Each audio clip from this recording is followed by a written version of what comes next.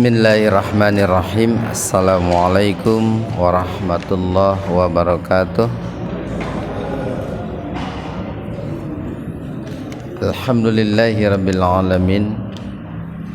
Nahmaduhu wa nasta'inuhu wa nastaghfiruh. Wa na'udzu billahi min syururi anfusina wa sayyiati a'malina. May yahdihillahu fahuwal muhtadi wa may yudlilhu falan tajida lahu waliyyan mursyida.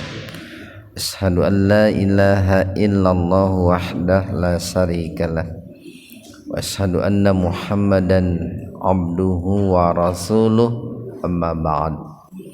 Hadirin ikhwatu iman jemaah Majelis Tafsir Illiyin, yang mudah-mudahan Allah Subhanahu wa taala senantiasa memberikan keistiqomahan kepada kita semua. Ikhwanu fiddin arsadakumullah, kajian tafsir di Majelis Tafsir Illiyin pada kesempatan ini membahas surat Al-Maidah ayat 4, halaman 107. Al-Maidah ayat 4. Kita bahas tajwidnya dulu. Yas'alu matabi waw, ada domah bertemu waw mati atau waw sukun. Ma matabi alif, ada fathah bertemu alif. Za'u mad jaiz munfasil. Mad tabi'i alif bertemu hamzah secara terpisah, itu dibacanya lebih panjang dari mad tabi'i Pak, itu 4 sampai 6 ketukan.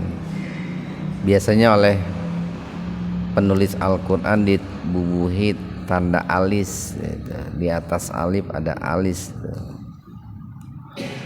Uhilla lahum, Kul uhilla lakumub idgham samsiyah atau alif lam samsiyah. Jadi lamnya tidak terdengar, tidak nampak Pak, langsung diidghamkan, dimasukkan ke huruf setelah lam. Dan sebetulnya mimnya itu asalnya sukun Pak, lakum asalnya begitu. Namun karena setelah mim sukun bertemu lam sukun, maka mimnya diaktifkan dengan doma, dilakumuk. Thayyiba mad badal, asalnya setelah alif, kalau dalam kaidah bahasa Arab gitu ya, setelah ba itu ada alif, lalu alifnya diganti dengan harokat berdiri, makanya disebut mad badal, baca panjang 2 ketukan. Wa ma mad tabi'i alif, alam tum idgham mimi, mim sukun ketemu dengan mim, jadi mim yang pertama diidghamkan, dimasukkan ke mim yang kedua.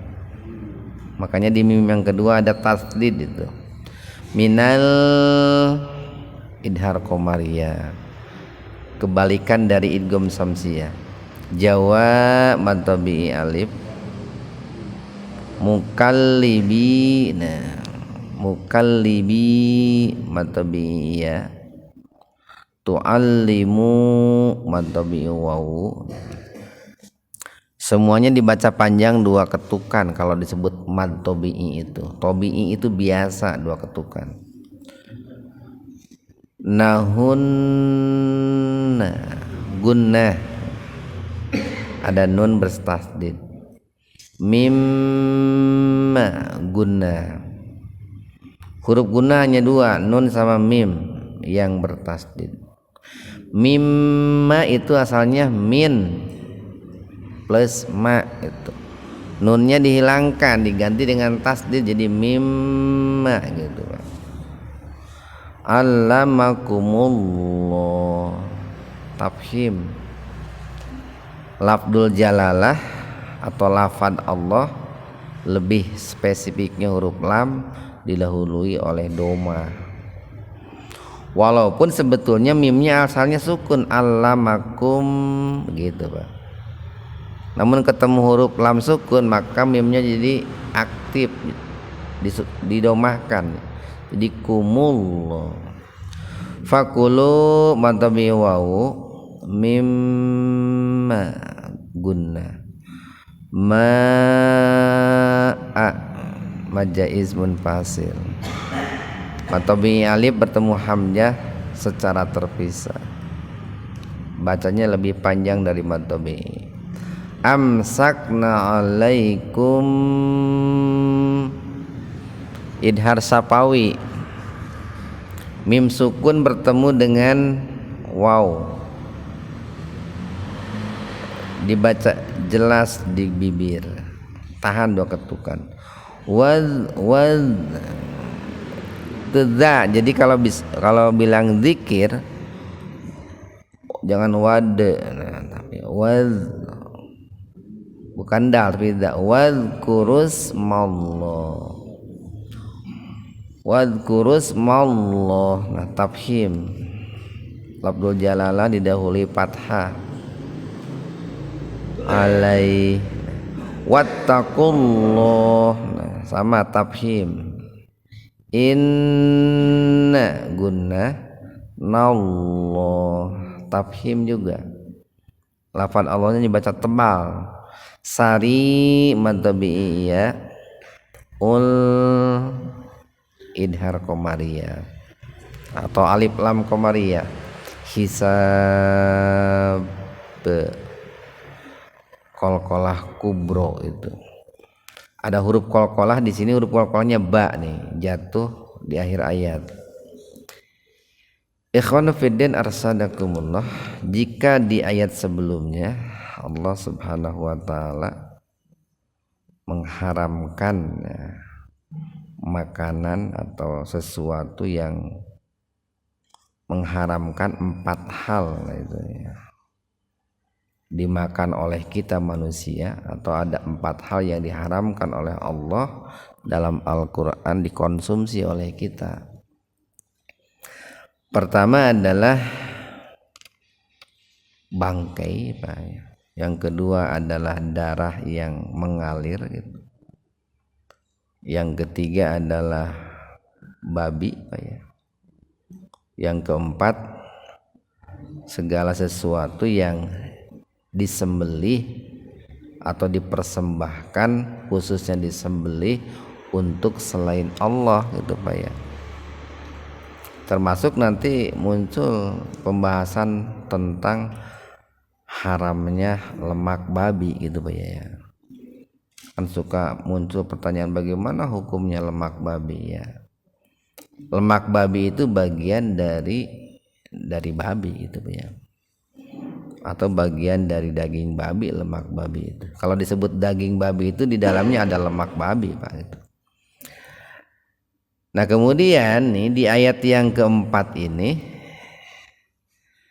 Allah Subhanahu wa taala berfirman, dan ini merupakan sebuah jawaban dari Allah atas pertanyaan para sahabat Pak. Jadi setelah Allah menjelaskan lewat firman-Nya di ayat yang ketiga surat Al-Maidah, lalu para sahabat itu bertanya kepada Rasulullah, maka ayat ini disebut ayat soal itu Pak. Ayat soal itu ayat yang diawali dengan kata-kata sa'ala atau yas'alu. Nah itu. Jadi soal itu bahasa Arab asalnya itu Pak. Soal. Yas'alu, mereka bertanya. Yas'aluna, mereka bertanya kepadamu wahai Muhammad. Dulu para sahabat datang bertanya kepada Rasulullah setelah mereka mengetahui apa-apa yang haram dimakan oleh mereka. Apa isi pertanyaan mereka itu? Madza, nah, apakah uhilla yang dihalalkan lahum bagi mereka. Nih Pak nih, kalau di sini uhilla pakai hak kecil. Kalau tadi di ayat yang ketiga wa ma uhilla itu pakai hak besar itu Pak ya. Hurrimat alaikumul maitatu wadamu walahmul khinzir wa ma uhilla. Hak besar itu. Apa bedanya kalau wa ma uhilla li ghairillah, apa yang dipersembahkan atau yang disembelih untuk selain Allah. Jadi uhilla itu dipersembahkan atau disembelih. Kalau yang di ayat yang keempat uhilla, nah, pakai hak kecil. Namun orang Sunda bilangnya he, itu artinya dihalalkan ya, dihalalkan. Gara-gara beda hak dengan hak itu jadi beda artinya itu. Jadi mereka datang kepadamu wahai Rasulullah dan bertanya kepadamu tentang sesuatu atau apa saja yang dihalalkan untuk mereka. Nah, karena ini persoalan agama, Pak, persoalan agama, bukan persoalan dunia, maka Rasulullah itu tidak langsung menjawab gitu. Rasulullah itu bertanya dulu kepada Allah gitu. Ini kalau dibahasakan begini Pak, ya Allah, ada para sahabatku yang datang kepadaku bertanya kepadaku tentang sesuatu yang dihalalkan untuk mereka, bagaimana jawabannya? Nah gitu Pak. Beda apa nih kalau terkait dengan doa. Doa itu dianjurkannya langsung. Kenapa doa itu dianjurkannya langsung? Karena ketika Allah menjawabnya,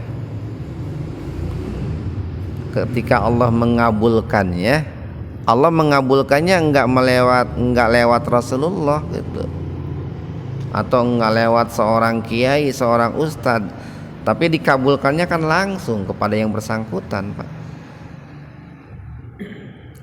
Makanya dalam persoalan dunia atau dalam persoalan doa terkait dengan kebutuhan duniawi kita, idealnya Pak ya, idealnya itu langsung kita itu berdoa kepada Allah tanpa melalui perantara. Sekalipun kalau perantaranya masih hidup itu dibolehkan, tapi idealnya langsung Pak. Kulna, turun wahyu tuh, Allah memerintahkan Jibril untuk menemui Rasulullah membawa jawaban, yang isi jawabannya itu Allah perintahkan kul, katakan. Berarti kan ada yang disuruh mengatakan. Siapa yang disuruh? Ya Rasulullah. Jawab olehmu wahai Muhammad, uhilla, telah dihalalkan, lakum, untuk kalian. Ini luar biasa nih Pak nih, kalau Bapak jeli gitu ya. Ketika Allah bicara di ayat yang ketiga, hurrimat alaikum, gitu ya Pak. Bicara yang diharamkan itu menggunakan ain, alaikum. Tapi kalau bicara yang dihalalkan, uhilla lakum, enggak alaikum gitu Pak. Enggak uhilla alaikum, tapi uhilla lakum. Kenapa? Karena di balik yang dihalalkan itu ada manfaat Pak, banyak manfaat. Sementara di balik yang diharamkan itu banyak madarat, banyak mafsadat Pak, banyak kerusakan. Di balik bangkai, di balik darah yang mengalir, di balik babi, di balik sesuatu yang disembelih bukan karena Allah, itu banyak madaratnya Pak. Tapi di balik yang dihalalkan itu banyak manfaatnya. Itu salah satu rahasia kenapa kok di atas hurrimat alaikum di sini uhilla lakum. Kita sering sampaikan nih, kenapa assalamualaikum bukan assalamu lakum atau assalamu ilaikum. Nah itu. Karena ketika kita mengucapkan salam itu kita mendoakan mudah-mudahan keselamatan bagimu dari berbagai macam bahaya, nah gitu Pak, dari berbagai macam mafsadat, kerusakan. Kita lanjutkan. Jadi telah dihalalkan lakum bagi kalian at-thayyibat, nah itu Pak, makanan yang baik-baik atau hewan yang baik-baik kalau mau ditujukan kepada hewan. Nah ini harus dikompromikan nih Pak nih, kompromikan. Kenapa kita mengatakan harus dikompromikan? Di satu sisi di ayat yang ketiga Allah hanya mengharamkan 4 hal atau 4 makanan. Itu di satu sisi hanya 4 yang diharamkan oleh Allah dalam Al-Quran. Di sisi lain Allah memerintahkan untuk memakan yang thayyib, kan gitu Pak. Sementara kan banyak faktanya di luar yang 4 tadi Pak, di luar bangkai, darah yang mengalir, babi dan yang disembelih bukan karena Allah itu mungkin yang tidak thayyib Pak. Faktanya banyak yang nampak tidak thayyib gitu. Thayyib itu kan artinya baik, malah sederhananya thayyib itu baik, thayyibat itu. Walaupun nanti banyak penafsiran, ada yang menafsirkan thayyibat itu kalau ditinjau dari aspek gizi Pak, dilihat dari aspek gizi ya, itu mengandung gizi yang baik, atau dari aspek medis tidak menimbulkan bahaya bagi kesehatan, atau kalau ditinjau dari sisi agama, thayyib itu didapat dengan cara yang benar, usaha yang benar, itu thayyib. Nih kalau kita lihat dari aspek ini aja Pak, kan banyak binatang gitu Pak ya, anu secara lahir pika gelehen gitu Pak, ningalina geleh we gitu tah, teresep gitu, sampai lamun ningali teh bulu kuduk ge berdiri gitu Pak. Sok aya tuh Pak binatang nu gitu. Nah kan gitu Pak. Jadi pas ningali teh jol mual hayang muntah gitu nya, bulu kuduk berdiri, nah gitu tuh Pak. Malah meureun kaimpikeun kagunamkeun bakat ku geuleuh ku eta binatang. Nah itu. Nah oleh kita tadi dikompromikan, dimusyawarahkan istilahnya teh Pak, dimusyawarahkan dalam kepala kita itu. Di satu sisi Allah mengharamkan hanya 4, di sisi lain Allah memerintahkan yang thayyib. Mengharamkan itu kan melarang. Ada 4 yang dilarang oleh Allah, tapi Allah memerintahkan yang thayyib. Maka disitulah perlunya kecerdasan kita itu. Walaupun nantinya ulama beda pendapat, yang thayyib itu menurut sebagian ini, menurut sebagian ini. Nah, itulah kenapa ada beda pendapat itu begitu Pak. Karena orang beda dalam memandang yang thayyib itu beda-beda. Cuman kalau saya runut begini nih, hukum segala sesuatu termasuk makanan, hukum asalnya halal Pak. Itu kuncinya Pak. Hukum asalnya halal. Kemudian yang kedua, setelah kita mengetahui hukum asal nih, di satu sisi Allah mengharamkan yang 4 tadi itu Pak. Di sisi lain Allah memerintahkan makan yang thayyib. Lalu oleh kita diramu itu, dikompromikan dalam kepala kita itu. Yang thayyib itu seperti apa gitu Pak. Karena dalam faktanya ada makanan yang tidak diharamkan atau di luar yang 4 tadi, tapi pika gelehen, pika jijieun gitu. Walaupun ulama tadi ada yang menghukuminya sampai makruh gitu Pak, tidak sampai haram gitu. Ada juga yang menghukuminya itu haram. Jadi katakanlah olehmu wahai Muhammad, telah dihalalkan bagi kalian at-thayyibat, yang baik-baik.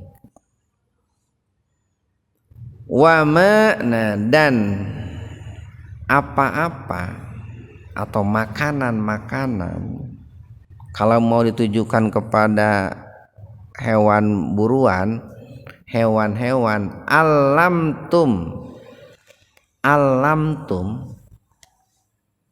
yang kalian ketahui minal jawarih, atau yang kalian dapatkan minal jawarih. Nah, al jawarih itu ini Pak, asalnya al juroh, itu bentuk tunggalnya al juroh. Juroh itu artinya satu, bisa usaha keras, kerja keras. Yang kedua, juroh itu artinya luka. Nih, jadi cara para ulama nih, cara para ulama fikih. Ini salah satu tujuan kita mengkaji tafsir itu begini Pak. Biar kita bisa menangkap makna batin di balik makna yang lahir gitu Pak. Kita bisa menangkap makna tersirat di balik makna tersurat. Jadi juroh itu satu, bisa artinya usaha keras Pak. Yang kedua bisa artinya luka. Dari arti tersebut, maka para ulama itu, para ahli tafsir itu menafsirkan al-jawari itu adalah satu, binatang pemburu Pak. Binatang pemburu atau hewan pemburu lah,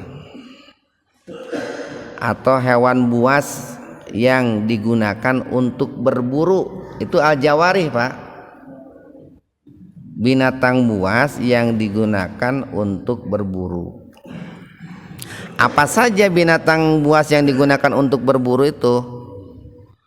Nah, tadi kan ada definisi yang kedua, al-jawarih itu artinya luka Pak, luka. Maka para ulama menafsirkan kenapa, karena al-jawari itu artinya luka, maka di antara binatang atau binatang buas ya yang bisa melukai itu, yang bisa melukai Pak nih, itu binatang yang memiliki taring dan memiliki cakar gitu Pak. Itu langkah-langkah menafsirkan begitu Pak. Binatang buas yang bisa melukai itu adalah yang memiliki taring dan memiliki cakar. Apa yang memiliki cakar gitu, yang memiliki taring, yang memiliki cakar kan naon mun diurang Pak? Ai anjing memiliki cakar, memiliki taring Pak. Hah? Taringnya, taring. Ada yang kayak burung elang, itu kan hewan pemburu itu Pak. Memiliki apa tuh? Cakar kan. Elang itu memiliki cakar. Harimau itu kan punya taring, punya cakar. Itu pemburu semua. Nah, dari situlah ulama fikih itu menyimpulkan Pak, bahwa hasil buruan yang diburu oleh binatang buas yang bertaring dan bercakar itu boleh, tapi ada syaratnya nih. Jawarihnya itu, binatang buasnya itu mukallibin. Mukallibin itu pelatih anjing Pak. Itu kalau definisi arti asal mukallibin itu apa? Kalbun itu kan anjing Pak. Mukallibin itu pelatih anjing itu. Artinya binatang buas yang bertaring, yang bercakar, yang sudah dilatih oleh seorang pelatih gitu Pak.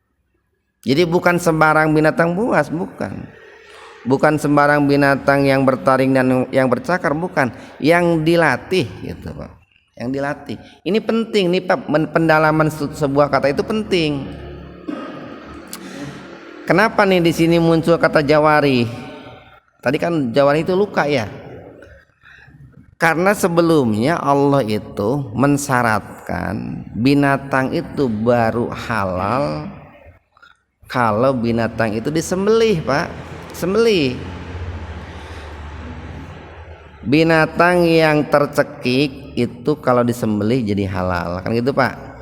Yang terpukul atau dipukul sebelum mati disembelih halal, yang jatuh sebelum mati disembelih halal, yang ditanduk sebelum mati disembelih halal, yang dimakan binatang buas sebelum mati disembelih, yang disembelih sebelum mati itu jadi halal. Nah, binatang buas yang dilatih, yang memiliki taring dan memiliki cakar itu kan bisa melukai Pak. Menyembelih itu kan hakikatnya melukai. Makanya para ulama mengatakan kalau seandainya binatang buruannya itu mati bukan karena taringnya atau bukan karena cakarnya, tapi mati nate kahempikan ku awakna gitu Pak, itu nggak boleh, haram itu dimakan itu Pak. Pamannya nih, ada seekor burung diburu oleh anjing, tapi diburunya itu dia itu matinya itu bukan karena digigit atau bukan karena dicakar, melainkan kahempikan ku awak anjing, mati Pak, itu nggak boleh dimakan karena dia matinya bukan dengan cakar, bukan dengan taring, tapi dengan badannya yang berat itu Pak. Haram itu, buruan anjing itu nggak boleh dimakan karena tanpa melalui proses mengalirkan darah itu Pak. Nah itu Pak, itu satu ya. Jadi syaratnya itu, syarat pertama nih, binatang buruan itu halal itu pertama binatangnya itu mampu mengeluarkan darah. Binatang buruannya Pak mampu mengeluarkan darah.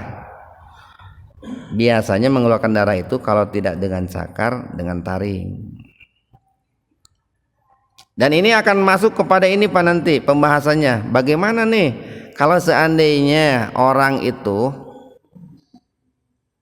ini memanah burung gitu ya.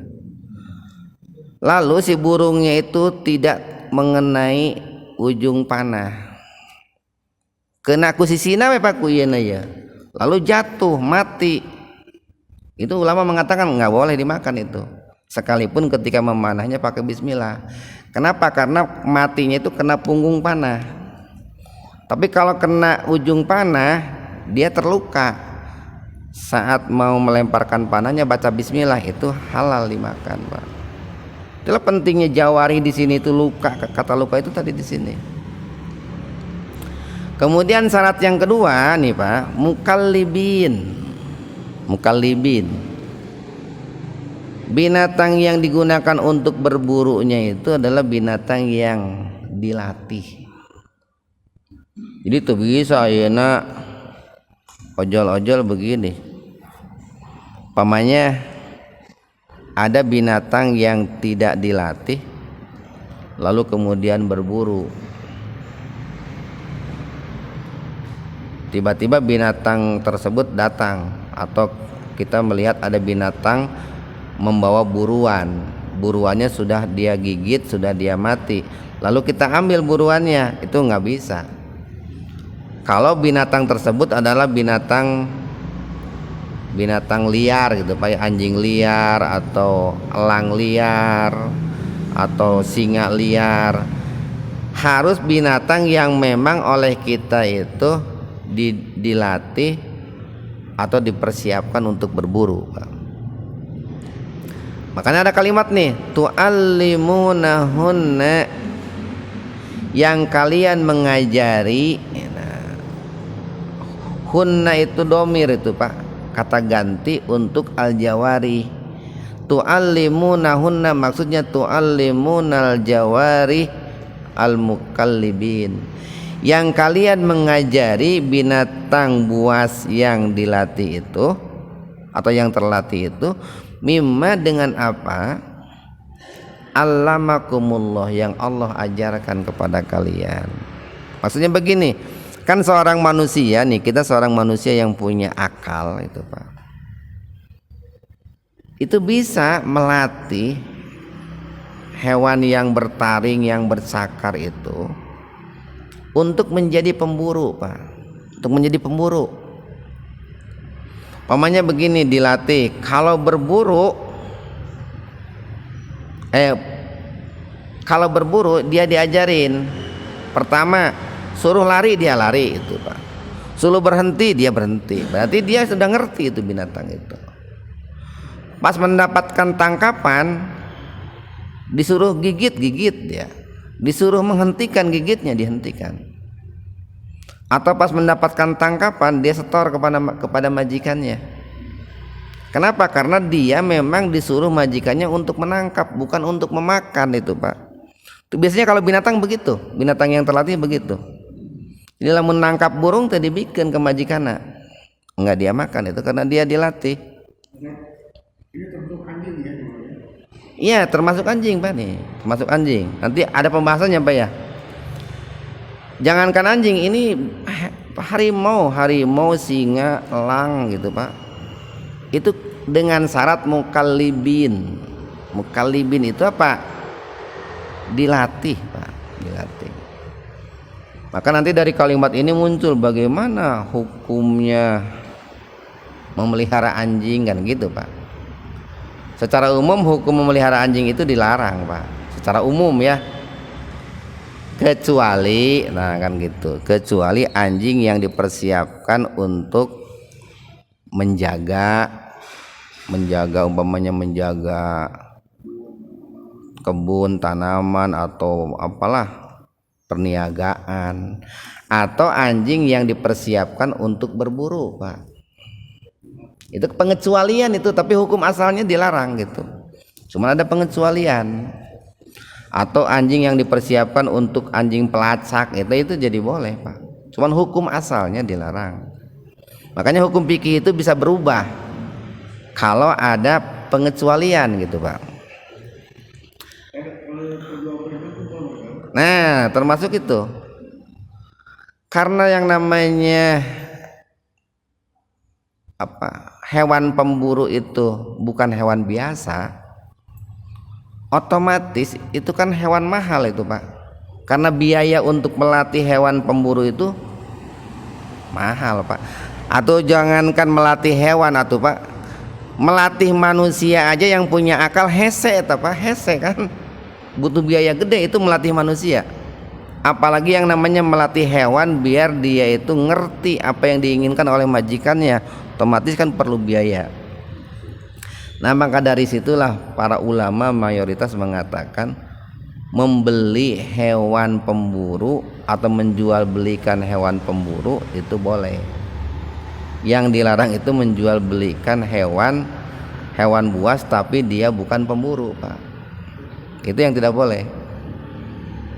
Ya, terima kasih. Kita lanjutkan nih. Ada lagi persyaratan yang lain, Pak.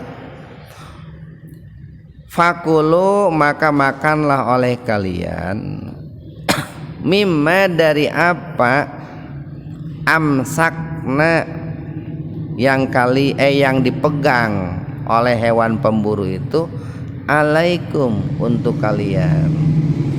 Nah, ini kata amsakna, amsak, Pak. Ini kita sering mendengar kata imsak. Nah, itu imsak itu memegang, menahan itu, Pak. Artinya apa yang namanya hewan pemburu itu? Yang namanya hewan nih, Pak, hewan buas, hewan yang bertaring dan bercakar. Ketika mereka berburu itu akan kelihatan dia itu hewan dilatih atau bukan. Kalau hewan buas itu adalah hewan dilatih, biasanya mereka itu hanya menggigit, Pak, menggigit, lalu oleh mereka diserahkan kepada majikannya. Ada kata alaikum nih, amsakna alaikum. Mereka menangkapnya lalu diserahkan kepada majikannya. Tapi kalau bukan hewan dilatih, pas menangkap dimakan oleh sendiri, Pak. Itu bisa begitu. Salah satu ciri mudah lah. Ciri mudah untuk membedakan apakah hewan buas itu hasil latihan atau bukan, atau ngerti apa yang diperintahkan dan tidak, itu salah satu cirinya begitu. Al-Quran mengatakan mimma amsakna alaikum. Nah makanya kalau dikaitkan dengan hadis nih, pernah itu ada seorang sahabat nanya itu kepada Rasulullah, ya Rasulullah, saya itu punya hewan pemburu katanya, anjing pemburu. Pas melepaskannya saya menyebutkan nama Allah, lalu dia itu menyetorkan hasil tangkapannya. Bolehkah saya memakannya? Halalkah? Halal kata Rasulullah itu. Tapi bagaimana kalau dia memakannya? Kalau dia memakannya tidak boleh dimakan olehmu, karena si binatang itu berburu bukan untuk majikannya, untuk dirinya, nggak boleh diambil itu. Lanjutkan nih, itu syarat yang ketiga Pak ya. Syarat yang ketiga. Jadi syarat yang ketiga itu hewan buruannya itu diserahkan. Makanya kalau hewan buruannya itu sudah dimakan nih, kalau Wahbah Zuhaili mengatakan kalau dia sudah dimakan, digigit sampai minimal 3 kali, itu nggak boleh dimakan. Itu kalau Wahbah Zuhaili atau madhab Syafi'i mengatakan batasnya itu kalau dia sudah menggigit itu dalam arti menggigit mau dimakan Pak, sampai 3 kali maka tidak boleh dimakan. Berarti hewan itu dia berburu untuk dirinya.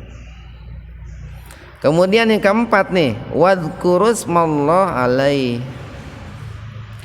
dan sebutlah nama Allah alaihi, kepadanya. Maksudnya begini, si hewan buruan tadi Pak, si hewan pemburu tadi yang bertaring dan bercakar, apapun itu nama hewannya, ketika dilepaskannya itu Pak, ucapkan Pak, Bismillahirrahmanirrahim gitu. Jung kamu neangan manuk gitu Pak, cek majikan teh gitu, Bismillahirrahmanirrahim. Jung kamu cari rusa atau cari naon, itu diucapkan bismillah Pak. Kecuali kalau lupa kaitkan dengan hadis arba'in Pak. Kalau lupa kan dimaafkan. Cuman kalau sengaja, padahal kita ingat nih, sengaja enggak baca bismillah, itu enggak boleh, enggak halal binatang buruannya itu. Jadi ucapkan bismillah. Termasuk nih Pak, nih dari kata wadhkurismallah alaihi itu termasuk ketika kita yang berburu. Pas saat kita melepaskan anak panah atau senapan, itu kan ada pelurunya, itu ucapkan Bismillahirrahmanirrahim, Bismillahi Allahu Akbar gitu. Kenapa begitu? Khawatir pas ditembak itu burungnya langsung mati Pak. Kalau sudah membaca bismillah, halal dimakan. Khawatir binatang yang ditangkap oleh hewan pemburu tadi mati, kalau dilepaskannya baca bismillah, halal dimakan. Tapi nih kalau seandainya si hewan pemburu tadi datang membawa buruannya dan buruannya masih hidup, disembelih Pak, itu nggak ada masalah kalau begitu mah. Kalau datangnya itu membawa buruan masih hidup, kan gambil tinggal disembelih Pak. Atau kita menembak burung jatuh masih hidup, tinggal disembelih, kan begitu. Yang menjadi masalah itu kan bagaimana kalau seandainya ditembak langsung mati gitu.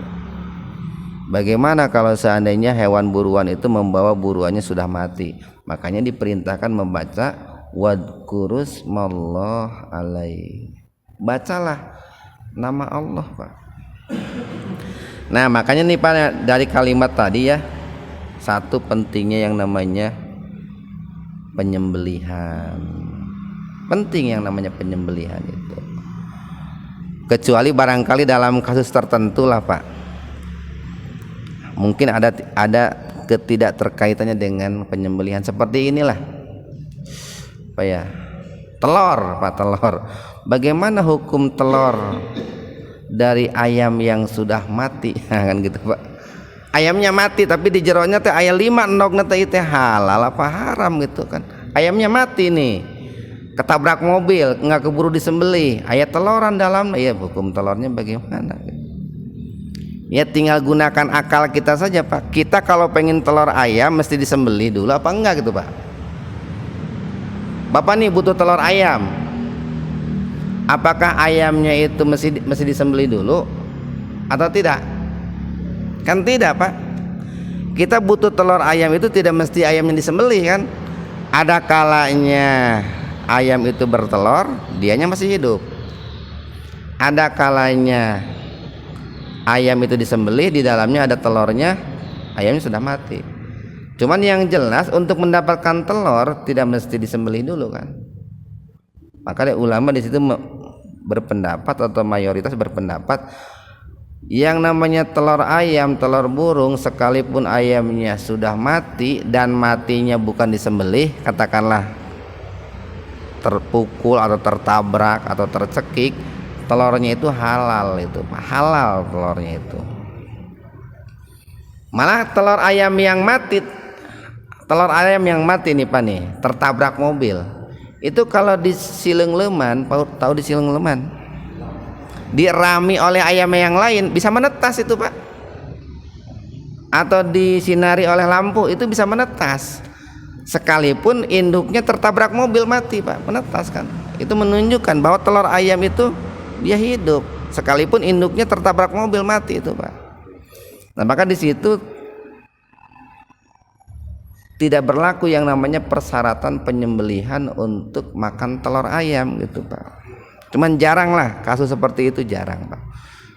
Cuman ada beberapa kasus di mana penyembelihan tidak menjadi sebuah syarat gitu Pak. Nah ini adalah hukum dasar tentang hal-hal yang dihalalkan oleh Allah itu.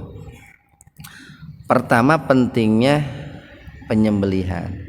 Sampai saking pentingnya penyembelihan nih Pak, binatang buas yang bisa menggigit dengan taringnya atau mencakar dengan cakarnya karena bisa melukai itu menjadi halal. Sama dengan yang di atas ayat 3 tadi Pak, ayat 3 sebelumnya. Binatang yang terjatuh, yang terpukul, yang tercekik, yang tertanduk, kalau disembelih jadi halal. Kalau sebelum mati disembelih Pak, itu jadi halal. Yang kedua, ini kan menunjukkan nih Pak nih, kata-kata mukallibin itu menunjukkan betapa luar biasanya yang namanya ilmu Pak. Ilmu, Allah begitu mengagungkan, memuliakan ilmu. Sampai-sampai binatang buas yang dilatih itu kan punya ilmu dia Pak, punya ilmu berburu. Itu buruannya menjadi halal dimakan oleh kita karena ilmu itu Pak tuh, karena ilmu. Sementara hasil buruan binatang yang tidak dilatih, dia bodoh Pak, nggak punya ilmu, itu haram itu. Hasil buruan binatang buas yang tidak dilatih haram. Buruan hasil binatang buas yang dilatih jadi halal Pak. Jadi antara dilatih dan tidak dilatih itu akan berbeda hukumnya. Makanya itu ulama mengatakan begini, harus hati-hati, jangan sampai ketika berburu itu ada binatang lain yang ikut berburu. Pamannya nih, kita melepaskan anjing nih, hasil dilatih oleh kita nih, pas dilepaskannya diucapkan Bismillahirrahmanirrahim. Itu betul nggak yang menangkap itu anjing kita yang dilatih Pak? Jangan-jangan anjing tetangga atau anjing orang lain yang menangkapnya lalu direbut oleh anjing kita? Jangan-jangan begitu Pak. Itu para ulama mensyaratkan tidak boleh yang berburunya itu diikuti oleh anjing lain yang tidak dilatih. Kemudian yang ketiga, nah ketika dilepaskannya itu harus menyebutkan asma Allah. Kemudian yang keempat itu nih, hasil buruannya itu kalau binatang terlatih itu amsakna alaikum, diserahkan kepada kalian. Karena mereka kan sudah dilatih. Akhirnya begini tuh, jangan jauh-jauh Pak. Kucing kalau dilatih sama dia nggak mau Pak. Saya kalau kucing di rumah mau BAB, dia pergi ke WC Pak. Berarti ini majikannya nggak boleh nih kencing di sini, berak di sini. Ngerti itu dia. Nah begitu pula dengan binatang-binatang yang lain Pak. Itu ada yang dengan latihan keras tentunya Pak ya, dengan usaha keras itu bisa mengerti dan bisa merubah atau bisa mendatangkan manfaat lah bagi kita dengan hasil buruannya tadi itu. Mudah-mudahan ada manfaatnya untuk kita semua. Subhanakallahumma bihamdika asyhadu an la ilaha illa anta astaghfiruka wa atubu ilaik. Assalamualaikum warahmatullahi wabarakatuh.